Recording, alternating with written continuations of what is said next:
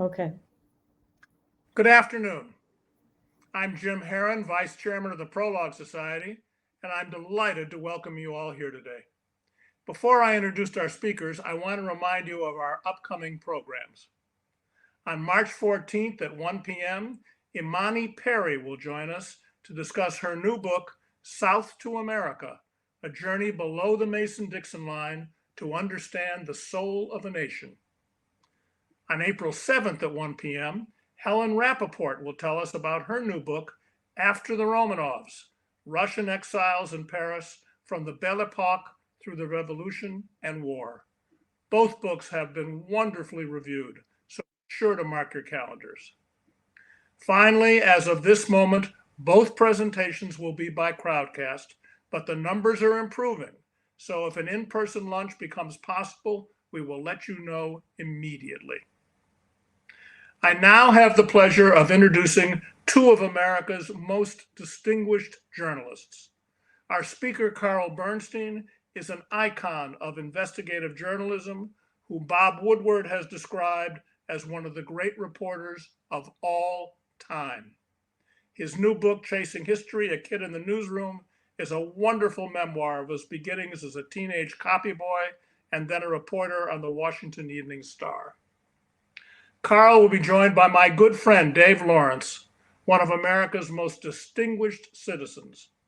Prior to his tremendous commitment to children's education, Dave was the publisher of the Miami Herald, the publisher and executive editor of the Detroit Free Press, and the editor of the Charlotte Observer. The Herald won 5 Pulitzer Prizes while Dave was publisher. Please welcome Carl Bernstein and Dave Lawrence. So, Carl, let me get started this way. I'm really delighted you're here. I overlapped with you a tiny bit at the Washington Post. I know about your 5 books. I won't talk about them here. I know the work you did on the CIA and the media. I know your famous essay, The Triumph of Idiot Culture. I know you're an expert on rock and roll and much else, but that's not what we're going to talk about today. What I loved about the book particularly was it reminded me why I went into newspapering in the first place. I was 15, you were 16, you're a couple of years younger, you have far more hair than I do. And I was eager to write stories and do things, and your book is full of eagerness and full of lessons. And I want to start by telling you that I frequently say that I was in the golden era of journalism, the golden age of journalism, and I had no idea that I was in it. And like everybody else, I whined about we didn't have enough reporters, etc. But I was in the golden age, and you were too, and you were a major participant. Talk about those days, get us started that way, and then give us some sense of what you see as the state of, let's start with newspaper journalism now. Well, let me start with the basics and what this book is about. This book is about a kid who really has one foot in the pool hall, one foot in the juvenile court, and maybe a couple toes in the classroom, who at the age of 16 manages to snag a job at probably the greatest afternoon newspaper in the country at that time, the Washington Evening Star, and all of a sudden finds himself with the best seat in the country, this 16-year-old kind of ne'er-do-well. And from the first moment that I set foot in the newsroom, I realized, as I did then and in the book, that newspapering is what I want to do. It's the most exciting thing that I've ever seen, that moment when I first looked at the newsroom at the Washington Star. And I should also say the book is not about the old man that you see here looking back. It's really written in the voice and point of view of the kid. And that's why the subtitle is A Kid in the Newsroom, because I was at the Washington Star for 5 years, from 1960 to 1965.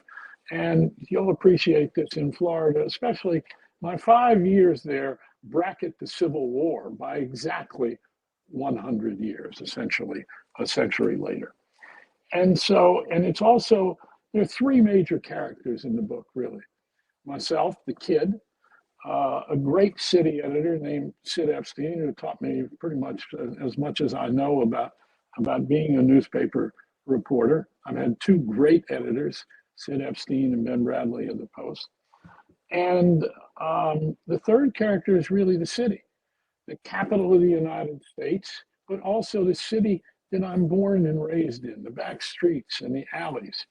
And so what existed at that time in journalism and in newsrooms across America was great coverage, both of our cities and communities, and in the case of great newspapers in major cities like Los Angeles, the LA Times, like Miami, the Miami Herald, like the Washington Post, like the New York Times, you had a tradition of great reporting. And what really is great reporting? Woodward and I have used the term the best obtainable version of the truth. And I got that concept at the Star, where we called it the complexity of the truth. And what it involves is getting out of the office. It's not rocket science.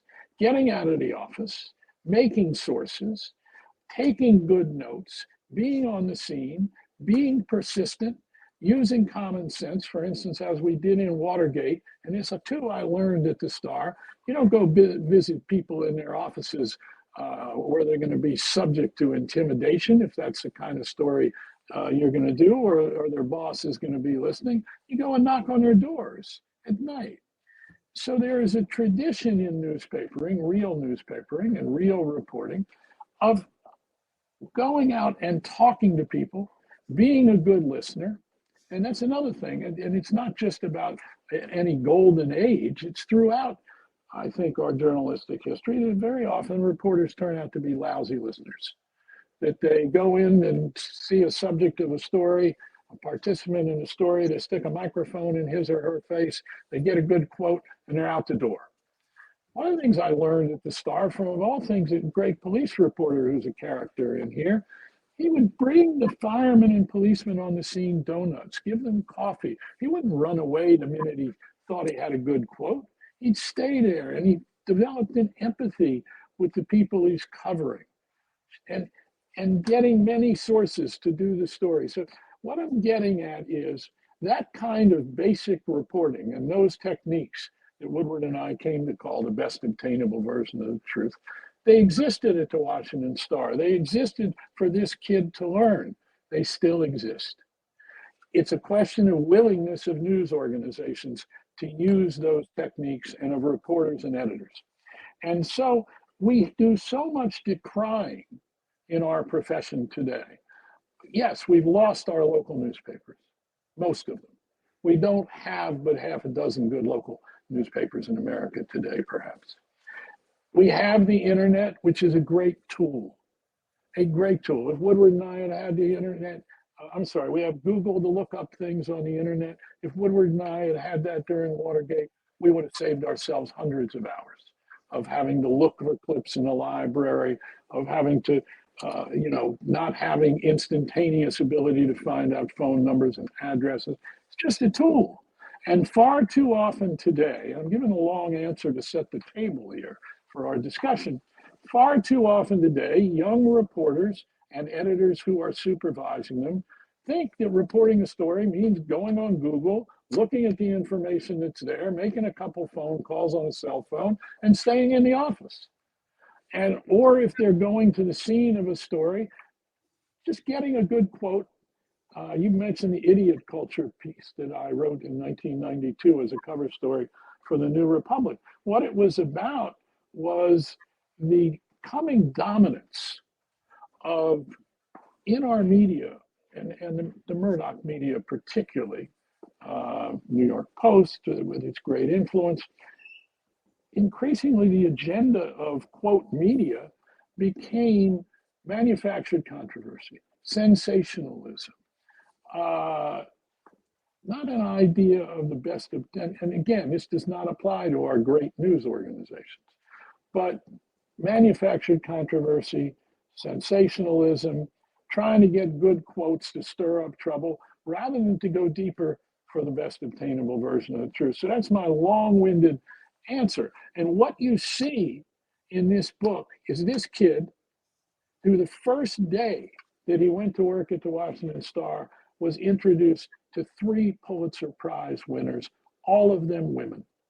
Mary Lou Werner, who had just won the Pulitzer Prize for her coverage of massive resistance to desegregation in Virginia.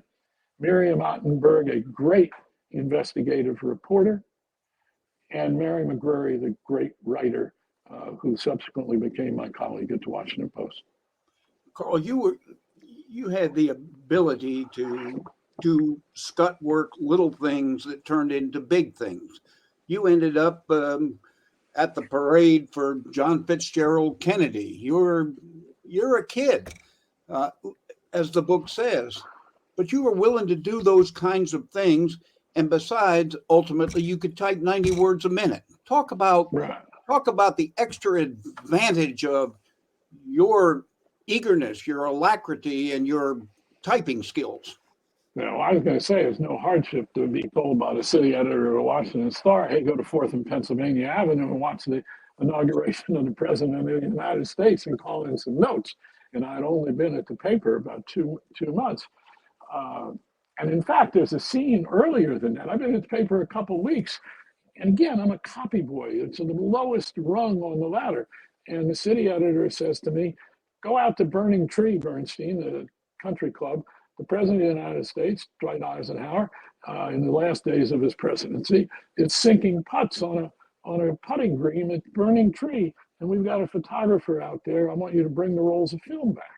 So I go out to Burning Tree. Just to give you an idea of the difference of what the world was like then. I go to Burning Tree and I have this little Washington Star identification that I strung around my neck. And I show it to the chief caddy. And he says, oh, yeah, I'll take you to where President Eisenhower is. Takes me to the putting green. And I'm 10 feet from the President of the United States. So much so that I can see the brown spots on his hand. I make a little note in my notebook, even though I'm there just to get film. And I just, there's one Secret Service agent on the other side of the putting green. So that too gives you an idea. We're in a different time in America. And we're 3 years yet from when Jack Kennedy was assassinated, which indeed changes the security around the President of the United States. We are 100 years after the Civil War, and civil rights is becoming a great, great story. And so I'm lucky enough to cover some of the great moments in civil rights history, as well as some of the most ugly and tragic. I've been there a few months, and a woman named Rita Schwerner came to Washington. It was during the Mississippi Freedom Summers, where Northern kids, white and black, were trying to register voters in Mississippi. This is before the Voting Rights Act, so that the black people in this country really were not able to vote freely. And Rita Schwerner's husband and 2 other civil rights workers were missing, Goodman, Cheney, Schwerner. And I was assigned to go meet Rita Schwerner at the airport. And I stayed with her through the day. She went to see President Johnson to urge a bigger search for her husband because the FBI was not serious enough about investigating it.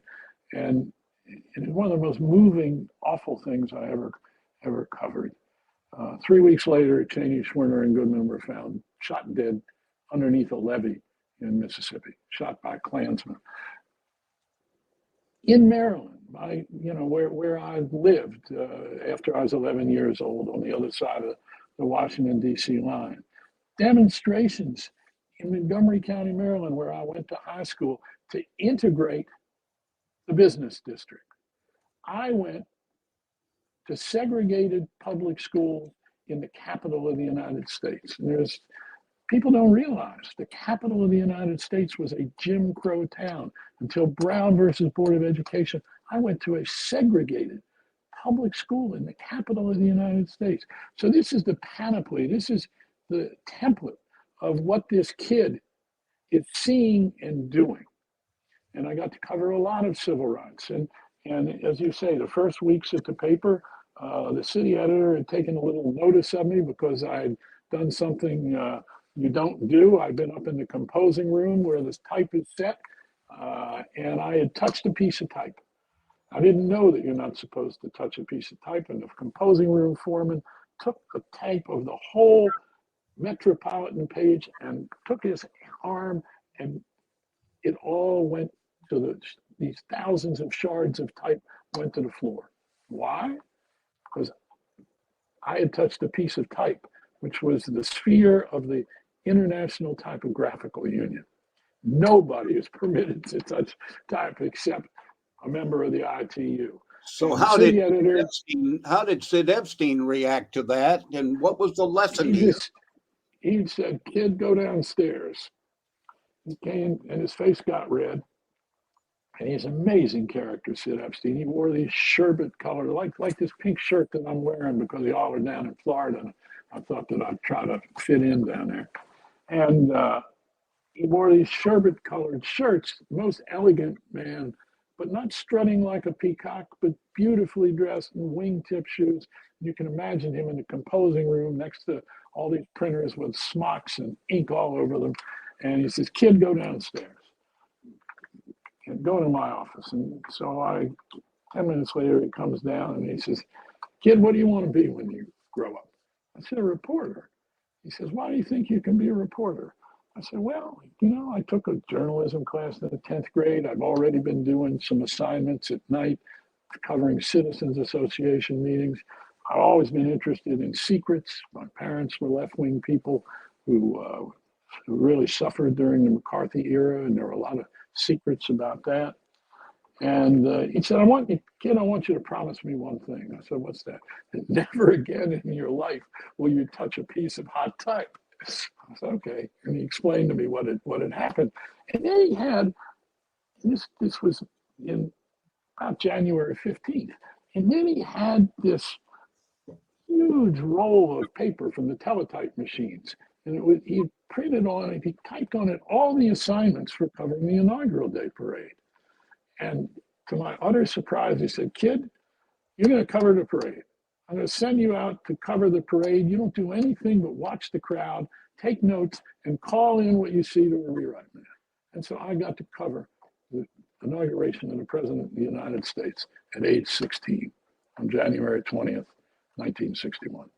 So you're a copy boy. We got people listening. They have no idea what a copy boy is. So explain that, and then talk about being a rewrite man, which that's how my father got started in the business at the old New York Sun. That doesn't exist by and large anymore. What was those things about, and how did you play a part in that? A copy boy was really the lowest rung on the journalistic ladder. Copy boy did everything. And he was an errand boy, essentially. And in the women's department, there were errand girls, but there were no copy girls in the newsroom then. Though we did have these great women reporters, and the Star was ahead of its time in that regard. And one of the functions of a copy boy is that there really is no contact between the reporters on a newspaper and the technical side of putting out a newspaper. Think about this. An afternoon newspaper, we had 5 editions a day. The first edition, 11 in the morning, the last one, 5 in the afternoon. There is more type in that newspaper than there is in this book, than there is in a good-sized novel. And 5 times a day, it's all being scrambled and updated. The reporters aren't talking to the people up there in the composing room. It's the copy boy. He's the link. He's taking pieces of copy up to the printers. There's a mechanical device that sends pages of a typewritten story up to the composing room. But often on deadline, the copy boy is going to run it upstairs because there's no time. And people in the newsroom are hollering copy, meaning they're typing at their desks and in the back of the newsroom. They don't have time to stop and walk their copy up to the city desk, the national desk, the Maryland desk, the Virginia desk. The copy boy runs full speed to the back of the room, grabs the piece of copy, not usually 1 or 2 paragraphs at a time, runs it back up to the desk. So there is a kind of, and I witnessed this my first day at the newspaper is a kind of excitement and commotion, the most glorious commotion I think I'd ever seen in my life. This constant movement and shouting that's going on in the newsroom. And then, for example, if you need to get a roll of film back from Watson, the President of the United States, think that's what makes a lot of sense, to send a kid out in a taxi cab and to bring the film back. So a copy boy did everything, and including getting Sid Epstein his breakfast. Cup of grits every day, Kaiser roll for his wife, who was the fashion editor in the women's section, coffee regular, up to the cafeteria, and the other thing, there's news coming into the newspaper from all over the world on 20, 25, 30 teletype machines.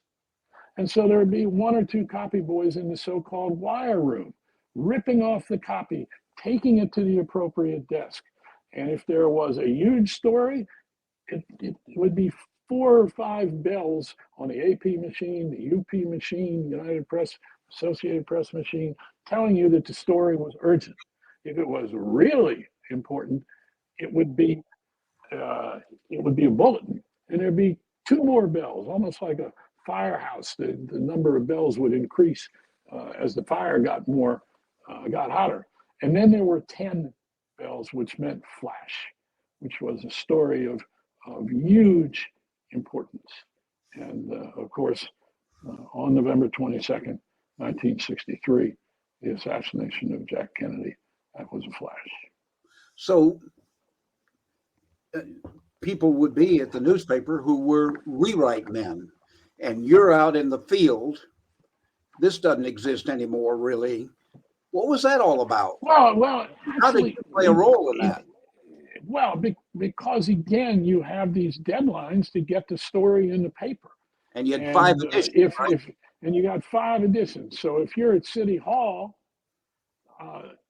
and you're covering a hearing, or if it's happened to me when I got sent to a terrible plane crash when I was 17 or 18, you don't have time to get back to the office from Ellicott City, Maryland, 30 miles away, to call in what you've seen. You find a payphone, and we used to carry rolls of nickels, dimes, quarters in our pockets so we could use a payphone. And you call back to the paper, and you say, just like in the famous book, The Front Page by Charlie MacArthur and Ben Heck, you don't say, hello, sweetie, get me rewrite, but you say, get me Jerry O'Leary on rewrite.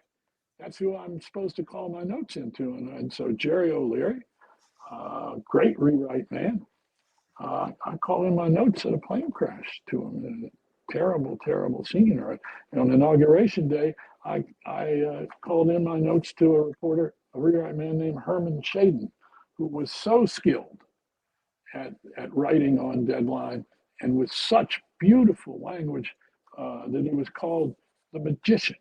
And he could make the words jump like trout. So this gives you some idea of what's going on. Today, there's not such a need for rewrite men because we can type out our stories wherever we are. We've got a cell phone. So the technology has enabled us to do great things, but we need to do the old methodology better and just as well and the same way we did it then. That's why Bob Woodward is the best reporter in America. He does the footwork unlike anybody else. He's knocking on doors. He's making sources. He's seeing people at their homes. He's got, relationships with people he's built up year after year after year after year with sources. I learned all this at the Star. So by the time it got to Watergate, I was 28. I had 12 years experience. Woodward had a year. And we learned from each other, but I think some of these techniques he was able to discern from this training I had got at the Washington Star. You're a very educated person, but you did not have a traditional education path. No, in fact, schooling you, whether it was high school or college, was not the great blend in America of that era.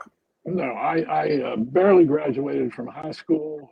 I was not going to graduate, and then there was a meeting of the faculty that said, "Get them the hell out of here! Don't hold them here another year." And so I graduated high school. I somehow tested my way in through essay exams to the University of Maryland. Hated studying. I loved my job. I'm educated in the streets. I'm educated by these So you had wonderful people who. And I dropped out. I dropped out of school. I was thrown out of college, and you know, I had 20 credits and the main reason I stayed in school as long as I could until I got thrown out for academic reasons as well as disciplinary reasons on one occasion. And I guess the last time I went to college, the class in college, I was 18 or 19 before I became a dropout. But I'd stayed for that long only because I didn't want to get drafted into the U.S. Army. But there was one other reason as well, wasn't there? Sid Epstein's great, but you had an idiot editor at the Star who said, yes, if you're not getting a damn college degree, we're never going to hire you as a real reporter. That's right. They had made me a reporter in the summers, starting when I was 19 years old. And I got to cover everything, absolutely everything. I was covering civil rights. I was gone to Cambridge, Maryland during those demonstrations with the National Guard firing tear gas. I was covering every kind of feature story. I was learning to become a writer. Every kind of thing you can imagine, covering police, covering the courts, the whole deal. And then after I'd done this summer of this reporting, I figured I'm going to stay on here as a full-time reporter. And every editor wanted me to be a full-time reporter, except the managing editor of the paper, who was an ass. I'll say it out loud. He really was, not just because of the way he handled me.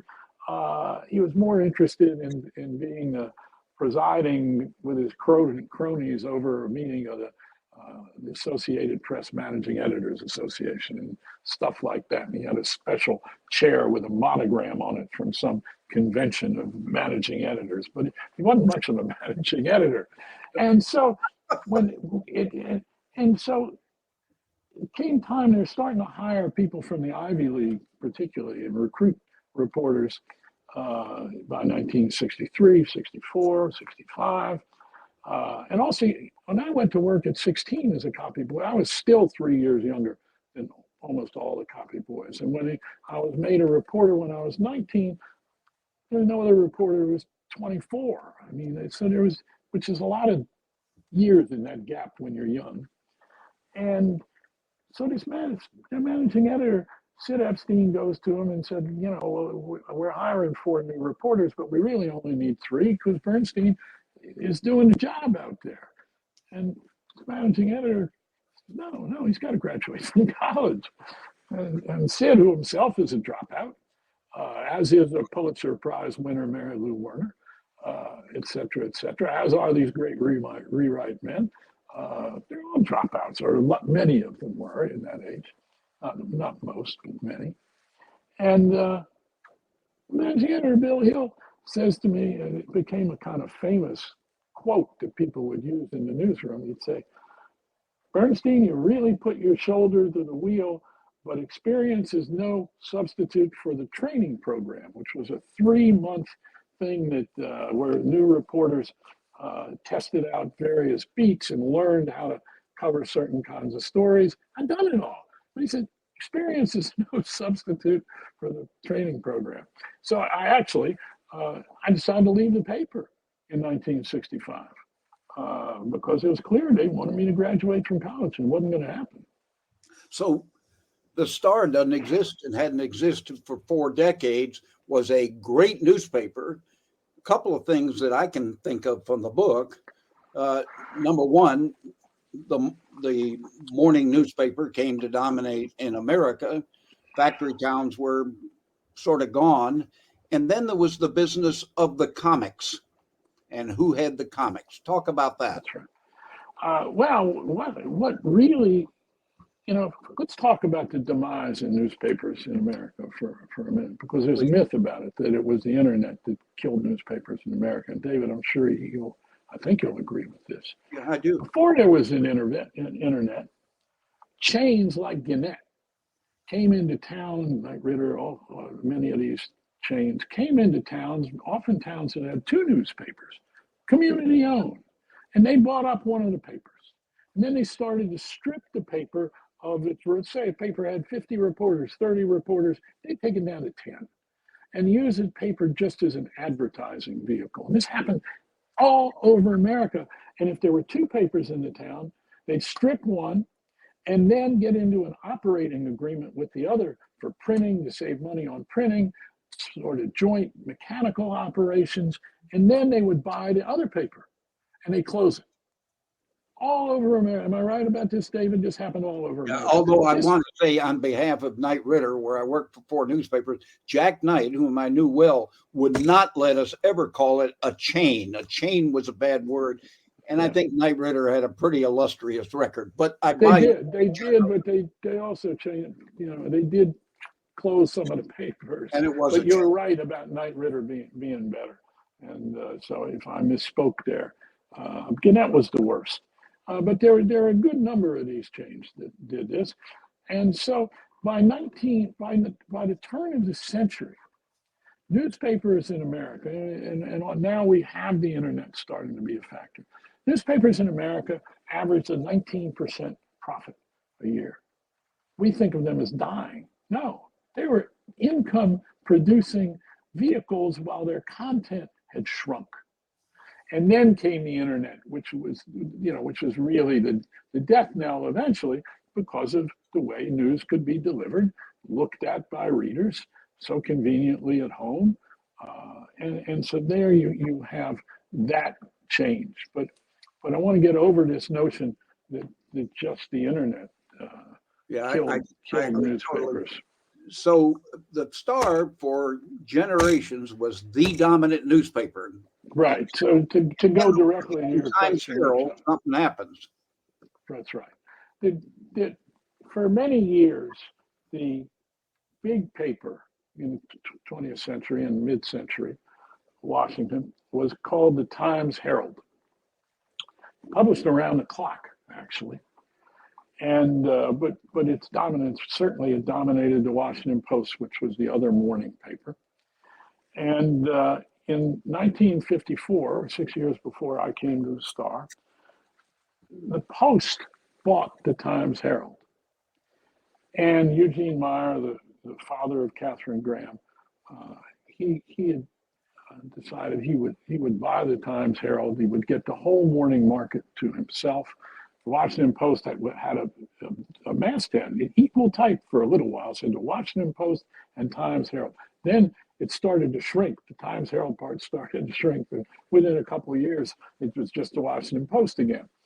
But one of the things that was such a huge change was suddenly the Washington Post had more comics probably than any paper in America, because it acquired the Times Herald's comics, which were already extensive, and combined them with the Washington Post comics. You had like 6 pages of comics in the paper, which is a real seller for the newspaper.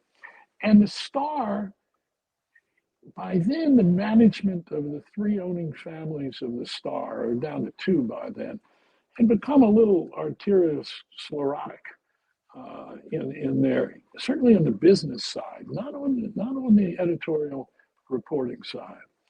And the Star owners had not even bid on the Times Herald. Had they bid on the Times Herald and won, that was really the beginning of the death knell of the Star. Within 2 years, the Star, which had dominated the market since the administration of Abraham Lincoln, which is about the time it was founded, suddenly within 2 years, the Post had more advertising than the Star. It was making more money than the Star. It was increasing the size of its news staff.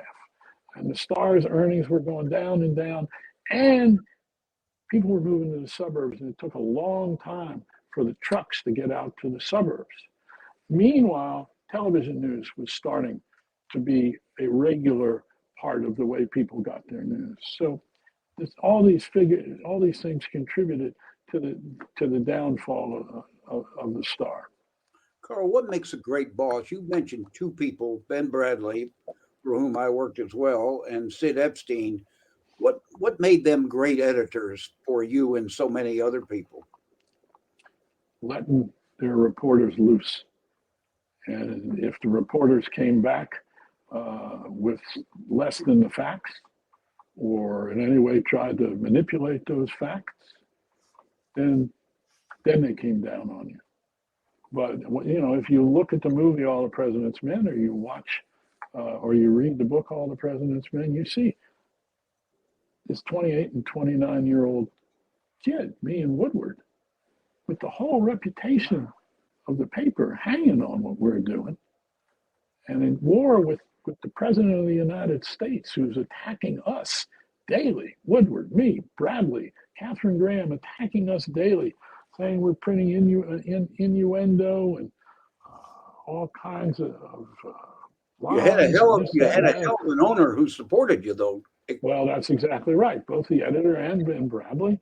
And I'll tell you a great story about that in a second. And so they put their faith in these two kids who weren't 30 years old yet. And the whole future of the newspaper, because of the way the White House had made the conduct, and the President of the United States had made the conduct of the press, specifically us, the issue. And also in the first 4 months of our reporting, other newspapers and 9/10 of the reporters in Washington, they weren't interested in this story. They said, who are these kids? What are they doing? We've been covering the new Nixon, who was presiding over this smooth, well-oiled White House machinery that was clicking along. Wrong. The real story was the secret activities and illegal activities of a criminal presidency. And would talk about the courage of Catherine Graham. She had inherited basically the operation of the newspaper if she wanted it, and she did when her husband Phil Graham committed suicide in 1964. And she had been a reporter, Catherine, when she was young in San Francisco. She had great instincts. Hired Ben Bradley from Newsweek magazine to be the editor. It's one of the reasons I wanted to go to work at the Post after I'd left the Star, because Ben Bradley was there and what he was doing. But during Watergate, at a crucial moment, the Nixon people, through the Nixon re-election committee, filed a suit really to get at our notes. And one day I'm sitting at my desk and a guard downstairs, who lets people into the building, called up to me and said, there's a guy here with a subpoena for you, for your notes. I said, well, just keep them there. Don't let them up in the elevator. And I went to Bradley and I said, they got a subpoena for us, for me and Woodward and our notes. What do I do? Bradley said, let me go talk to Catherine Graham. He comes back to me 10 minutes later. I still get moved when I tell this story. And he says, Catherine says they're not your notes, they're her notes. And if anybody's going to go to jail for not turning over these notes, it's going to be Catherine, not you. And it's an amazing moment. And that's the kind of publisher she was. She let us do the job. Ben Bradley let it. You see it in the movie, All the President's Men. There's a point where we had a dry spell in stories, and all the editors are sitting around a table at the afternoon news in the morning rather. There would be a conference of all the editors around the table to see what's going on for the day. And one of the national editors says, Ben Bradley, it's time to get these kids off the story. And, they don't know what they're doing. And Bradley says, we stand by the boys. Fantastic. So Catherine Graham, in my time, I remembered as a very shy, introverted person. This is a spectacular example of a human being growing. Her book, Personal History, I think it's very powerful. And she could have lost the whole damn newspaper between that and the Pentagon paper moments, That's right? exactly right. Exactly right. And one of the things that made it possible for us to do Watergate at the Post and for Catherine and Ben to have the confidence they did was the Pentagon Papers a year earlier. The huge fight in the Supreme Court. The New York Times first published them, then was enjoined from publishing them. The Washington Post got hold of them and published them to keep alive the question of freedom of the press, while the Nixon people tried to suppress the ability in a prior restraint, which we've never had in the United States, unlike England, in terms of the right of newspaper or media to publish without consequence until something has been shown, and it never is, or almost never, to be so contrary to the national interest, wartime secrets kind of thing. So you had the precedent of the Post taking this courageous stand with the New York Times on the Pentagon Papers and winning the case. Because so Catherine Graham was not used to, but had been through the fire once, and with the Nixon people. And also, the other thing that indicate, though, like when she said this thing about the subpoenas, the Washington Post had just gone public and issued stock. And John Mitchell, the former Attorney General of the United States and Nixon's law partner and head of his re-election campaign, came up with a strategy because of what we were doing in Watergate to bleed the company dry by taking away, through the Federal Communications Commission procedure, taking away the television licenses, including in Florida and Jacksonville, of the Washington Post. I insert one thing. The television channel 10 in Miami is WPLG, Philip L. Graham. That's right. That's exactly right. And wow. So they didn't succeed at that either, but that was the plan, was to take, because the paper wasn't making the money, the television stations were making the money. Wasn't there a famous quote about tit and a ringer? Here's the story. It really, while the other newspapers were kind of staying away from the story and saying, what are these kids doing? We had discovered in the first weeks of our reporting, Woodward and me, that there was again, by knocking on doors. One night, I went and found the bookkeeper for the Nixon re-election campaign. And I spent a couple hours with her. And at first, she didn't want to talk at all. And then she opened up a bit. And I learned from her that there had been a secret fund that ultimately, she knew too, had paid for some undercover activities, including the Watergate break-in, but also for a vast campaign of political espionage and sabotage to undermine the very concept of free elections in America.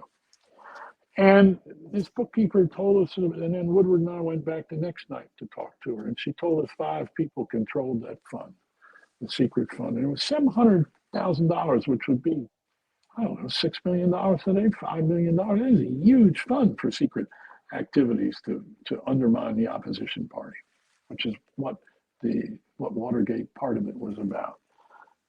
And so we wrote a story saying that John Mitchell, while Attorney General of the United States, the highest law enforcement officer in the land, Nixon's law partner, his campaign manager, he was one of those who controlled that secret fund. And as we'd written the story, and Bradley came to see us and said, you better be sure you're right on this, because there's never been a story like this in the history of the country. You're about to say the Attorney General of the United States is a crook.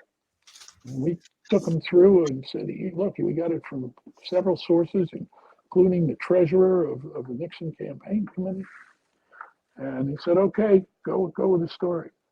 So we did this story, and the first edition of the Post would come out about 11 o'clock at night, the so-called Bulldog edition. And as we always did, we'd call the White House for a comment. So they had a right to, say what they thought of the story. And I called the deputy press secretary at the White House, and I read him the story. And he got back to me and he said, the sources of the Washington Post are a fountain of misinformation. I said, all right. And I typed out that part, expecting him to go on. I said, and? He said, that's it. And he repeated, the sources of the Washington Post are a fountain of misinformation. I said, yeah, but aside from this geyser that you think is going off in our backyard, is the story true? And he repeated again, the sources of the Post, fountain of misinformation. And we were frustrated by this. We came to call this the non-denial denial. And it had been working for all these months because most people didn't believe what we were writing, including our colleagues in the press. I had a phone number for John Mitchell over in New York where I thought I could reach him. I called up there and I got him on the phone. And I said, Mr. Attorney General, we have a story in tomorrow's paper I want to read you and get your comment. He said, okay, go ahead. And I got as far as John N. Mitchell, while Attorney General of the United States, controlled the secret fund. And Mitchell said, Jesus, just in that intonation. And I read a few more words into the first paragraph, and Mitchell said, Jesus. And I got to the end He's of a the very first religious paragraph. man. Okay. That's right. Then I got to the end of the first paragraph, by which time the drift of the story was unmistakable, that while Attorney General had controlled the secret fund and paid for the undercover activities against the Democrats.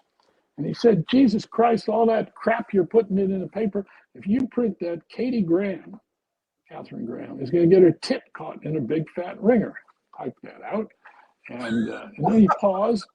And then he said the most chilling words I've ever heard as a newspaper reporter. He said, and when this campaign is over, we're going to do a little story on you two boys. And he hung up the phone.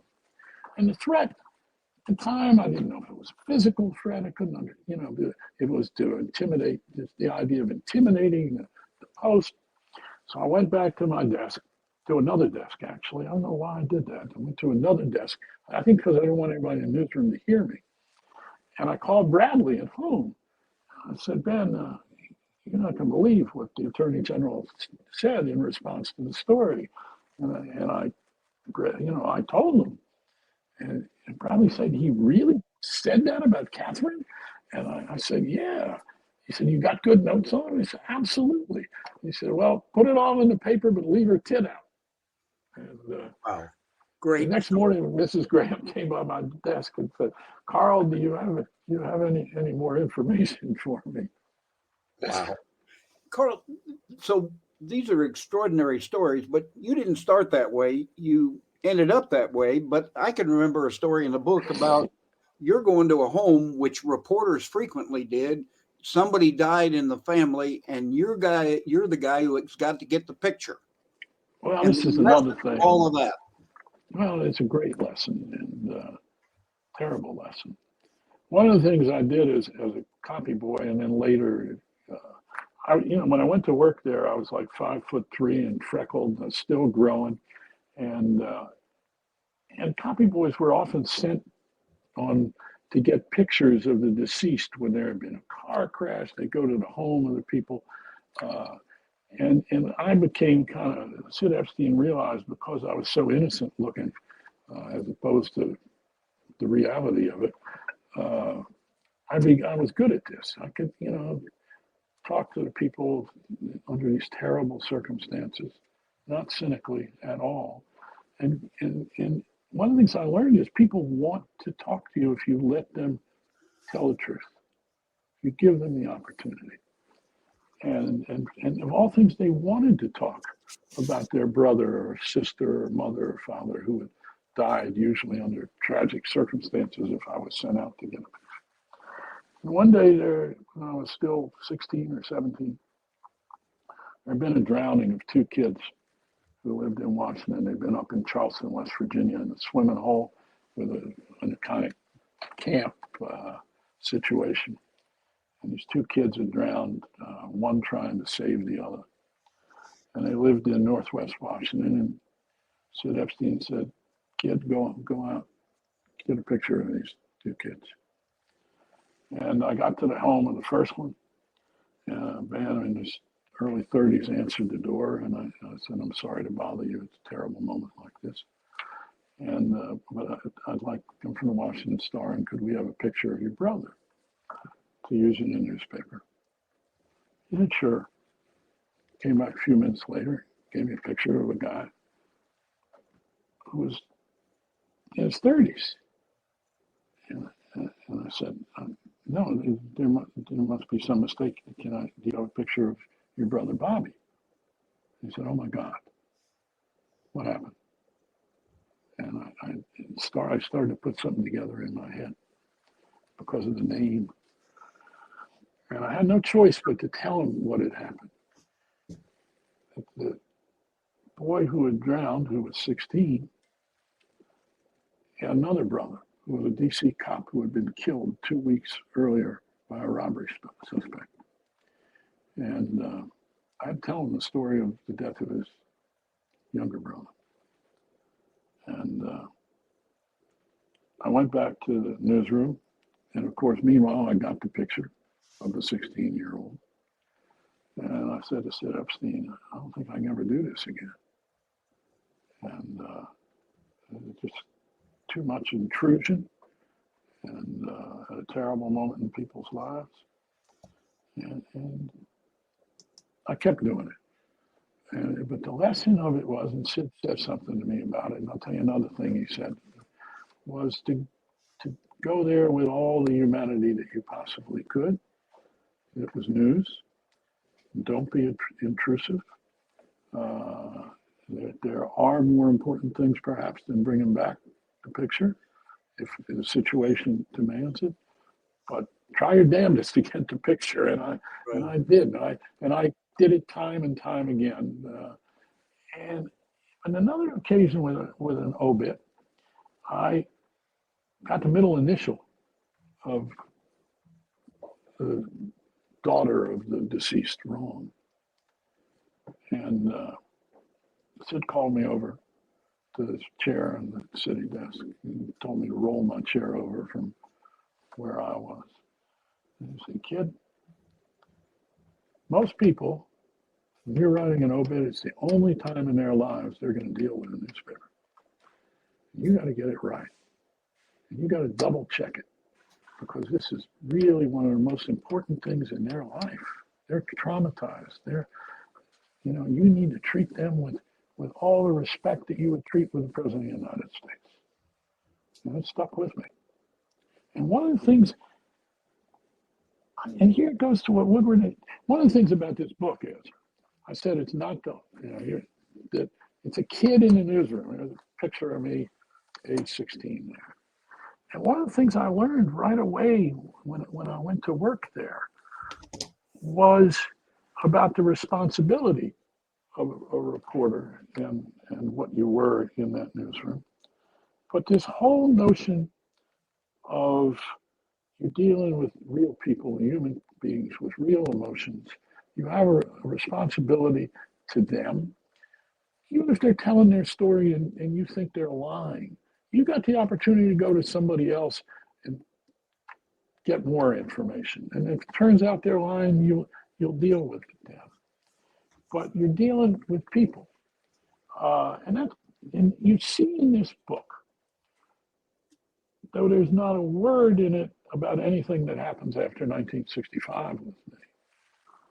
The word Watergate is in the book only once. And that is, as a kid, I'd go listen to the Marine band play at the Watergate band shell on the Potomac River, nearby where the Watergate complex now is. But yet, when you read the book, you see the connection, a direct connection to All the President's Men.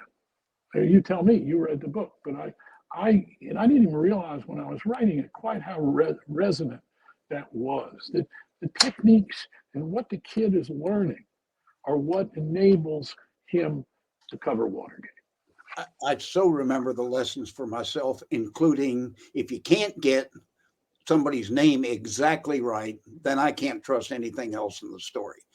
It's all fundamental. It's not getting close to things. It's getting it accurate. I love this book I have bought a whole bunch of copies. So if you end up at a big bestseller, I'm partly responsible for it. Well, I'll take it. That's good. It went on the New York Times list the first week at number 8, and Yeah. it's having a nice life out there. Well, it deserves a nice life.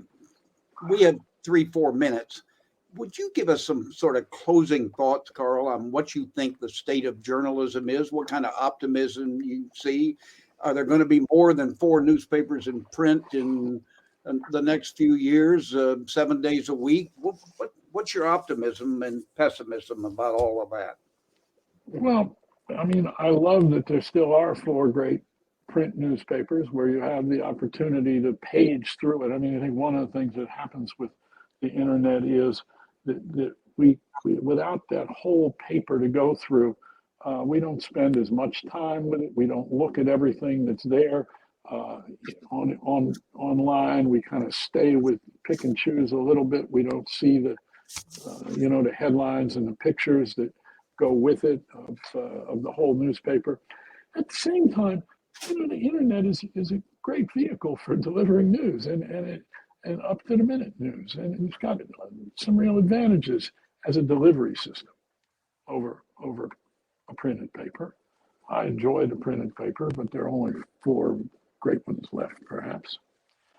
And so there's great reporting being done today, particularly investigative reporting in the United States and all over the world. And I think there is a problem with, I see 2 problems that started, one before the internet even. I think it's maybe my own prejudice, but I don't think so. I think there are too many Ivy League graduates working in news organizations, particularly on the 2 coasts, and because there's a kind of uniformity of experience and vision that comes from the experience of having gone to a fancy school on one of the coasts. And I think the result is, we need more young reporters who know the streets, who grew up with less fortunate circumstances. And we're open to legitimate criticism about elitism in the media. At the same time, and there are fewer and fewer news organizations that are willing to do the hard work of reporting. And also the financial incentives are not there with the same equation of making 19, 20% profit if you're really going to cover the news. And we've lost all these local newspapers, which is a terrible thing because the fabric of our communities, in many cases, were these newspapers that reported on the local sports team at high school, that reported on the county school board. And without that, the texture, the civic compact among us is stretched thin and eventually erodes. And I think a lot of that has happened. Southern California, a big newspaper, the LA Times, Southern California was a real entity unto itself. And the connection between these huge distances was the LA Times, which is a shadow of its former self. But let's look at how much great reporting, investigative reporting particularly, is being done in this country now by often nonprofit news organizations, ProPublica, others. And let's take a look, though, at the coverage of the Trump White House. I think it's probably the greatest coverage of a White House in my lifetime. 9, 10, 11 news organizations getting us the best obtainable version of the truth about the first seditious president of the United States in our history. Seditious. And not just a criminal president, and not just like Nixon's criminality. And interestingly, Watergate, at its beginnings, Watergate became about much more than political espionage and sabotage. It was a war on the anti-war movement that Nixon led, break-ins, all kinds of things. And the real difference between Watergate and the Trump presidency is Republicans were responsible Republicans were responsible really for making it a necessity that Nixon leave office. Barry Goldwater led a delegation of the Republican leadership of the Congress of the United States to see Nixon in the Oval Office. And Nixon asked him, would he be convicted of the Senate? Nixon was confident after being impeached that he would be impeached by the House, but that he would prevail in the Senate and he would be acquitted in the Senate trial.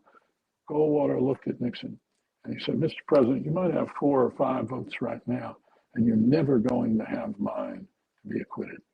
And at that moment, Nixon knew he was through. And the leadership of the Republicans had turned against him. You have nothing like that in the Trump presidency. But pretty much all of the terrible things that we learned about this president, yeah, he said a lot of them out loud, but really what we did is we learned it through the press. And it wasn't just the Washington Post or the New York Times. It was all of these news organizations that did an amazing job. So I think there's a tremendous amount of good reporting and great reporting going on. So, Carl, we're out of town. You've been you've been superb. I think you're many great things, writer, reporter, but I think you're a great teacher of basic values that transcend journalism. So I thank you very much, and I'll keep buying copies and sending them to people. Thank you. I was lucky to have a great interviewer. Thank you so much, Good. David. Thank you, sir.